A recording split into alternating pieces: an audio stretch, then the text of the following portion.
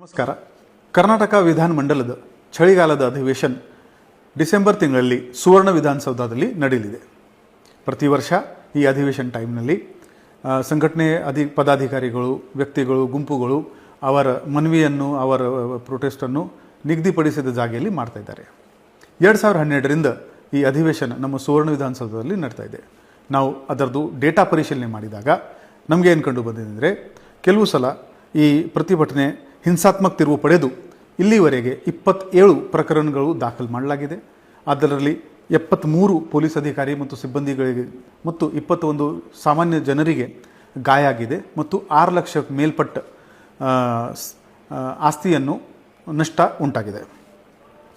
ಇದರ ಜೊತೆಗೆ national highway 48 ನಮ್ಮ ಸುವರ್ಣ ವಿಧಾನಸೌಧ ಎದುರುಗಡೆಯಿಂದನೇ ಹೋಗುತ್ತಾ ಇದೆ.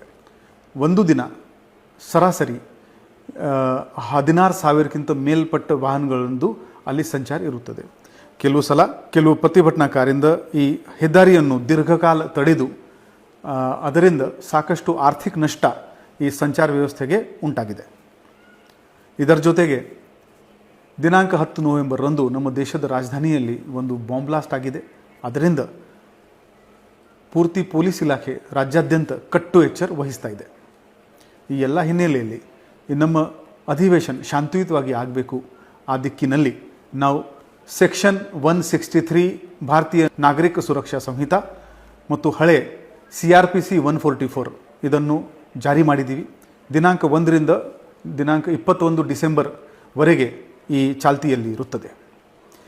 ಯಾರ್ಯಾರು ಪದಾಧಿಕಾರಿಗಳು, ಸಂಘಟನೆಗಳು, ಗುಂಪುಗಳು, ವ್ಯಕ್ತಿಗಳು ಈ ಸೆಷನ್ ಕಾಲದಲ್ಲಿ ಪ್ರತಿಭಟನೆ ಅಥವಾ ಮೆಮೊರಂಡಮ್ ನೀಡಲು ಅಲ್ಲಿ ಇಚ್ಛೆ ಪಡ್ತಾರೆ, ಅವರು ಕಡ್ಡಾಯವಾಗಿ ಪೊಲೀಸ್ ಪರ್ಮಿಷನ್ ಕಮಿಷನರ್ ಆಫೀಸಿಂದ ಪಡೆಯಲು ನಾವು ಕೋರ್ತಾ ಇದ್ದೀವಿ. ಇದರ ಜೊತೆಗೆ ಏನೇನು ಷರತ್ತುಗಳು ನಾವು ಅದರ ಪೊಲೀಸ್ ಪರ್ಮಿಷನಲ್ಲಿ ನಮೂದು ಮಾಡ್ತೀವಿ ಅದರದ್ದು ಕೂಡ ಕಟ್ಟುನಿಟ್ಟಾಗಿ ಪಾಲನೆ ಮಾಡಲು ನಾವು ಕೋರ್ತಾ ಇದ್ದೀವಿ. ಕೆಲವು ಸಲ ಸಾವಿರಾರು ಸಂಖ್ಯೆಯಲ್ಲಿ ಜನರು ಅಲ್ಲಿ ಹೋಗಿದ್ದಾರೆ. ಅದರಿಂದ ಅಲ್ಲಿ ಕಾಯ್ದೆ ಮತ್ತು ಸುವ್ಯವಸ್ಥೆಗೆ ಧಕ್ಕೆ ಉಂಟಾಗಿದೆ. ಈ ವರ್ಷ ಈ ಎಲ್ಲ ಹಿನ್ನೆಲೆಯಲ್ಲಿ ನಾವು ಸಾವಿರಾರು ಜನರಿಗೆ ಪರ್ಮಿಷನ್ ನೀಡಲ್ಲ. ಆ ದಿನ ಎಷ್ಟು ಪ್ರತಿಭಟನೆಗಳು ಇವೆ, ಅದರಲ್ಲಿ ಎಷ್ಟು ಜನ ಬರ್ತಾ ಇದ್ದಾರೆ, ಆ ಮಾದರಿ ಮೇಲೇ ನಾವು ಕೆಲವು ಜನರಿಗೆ ಅನುಮತಿ ನೀಡ್ತೀವಿ. ಅದು ನಮ್ಮ ಪರ್ಮಿಷನ್ ಲೆಟರ್ನಲ್ಲಿ ನಮೂದು ಮಾಡ್ತೀವಿ. ಇದರ ಜೊತೆಗೆ social media, electronic media, print ಮೀಡಿಯಾನಲ್ಲಿ ಕೂಡ ಕೆಲವು ಅವರ ಪ್ರತಿಭಟನೆ ಬಗ್ಗೆ ಪ್ರಸಾರ ಮಾಡ್ತಾ ಇದ್ದಾರೆ. ಲಕ್ಷಾಂತರ ಜನ ಬನ್ನಿ, ಸಾವಿರಾರು ಜನ ಬನ್ನಿ ಅಂತ ಪ್ರಸಾರ ಮಾಡ್ತಾ ಇದ್ದಾರೆ. ಅವರಿಗೆ ನಮ್ಮ ಕೋರಿಕೆ ಏನಿದೆ ಅಂದರೆ, ಮೊದಲು ನೀವು ಪೊಲೀಸ್ ಪರ್ಮಿಷನ್ ತಗೊಳ್ಳಿ.